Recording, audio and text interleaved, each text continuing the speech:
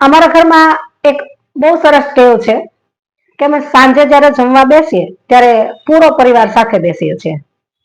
અને પહેલી વસ્તુ જમતા જમતા રોજે પોતપોતાને જે જે અનુભવ થયા છે, જે વાત થઈ છે, બાળકોને, એના પપ્પાની, મારી, બધાની અમે વાત કરીએ છીએ કે આજે શું બન્યું.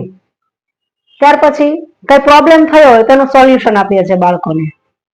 અને ખાસ ઘણી વખત સ્પેશિયલ અમે અમારા બાળપણની વાત કરીએ છીએ. એ બાળપણની વાતમાં અમે કઈ ભૂલ કરેલી હોય ને એ બતાવીએ છીએ અને અમે જે સ્ટ્રગલ કરી હોય એની વાત કરીએ છીએ.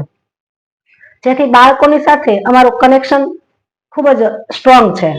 અને એટલા માટે અમારા બાળકો પણ અમારી સાથે કનેક્ટ છે અને કોઈ પણ નાની કે મોટી વાત હોય એ ઘરે આવીને વાત કરે છે.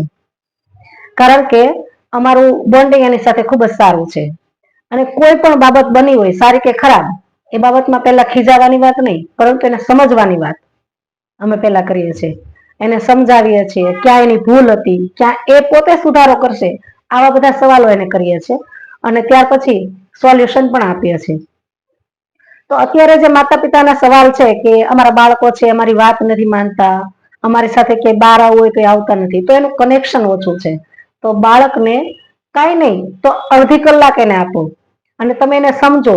એના ફ્રેન્ડ સર્કલ કોણ છે, એ કેવી સ્ટ્રગલ કરે છે, એ કેવા કેવા પ્રોબ્લેમ માંથી પસાર થાય છે, આ બધી વસ્તુ જો તમને ખબર હશે ને તો તમારા બાળકો પણ તમારી સાથે કનેક્ટ થશે. અને તમને મારી વાત ગમી હોય તો તમારા બાળકો સાથે શેર જરૂર કરજો.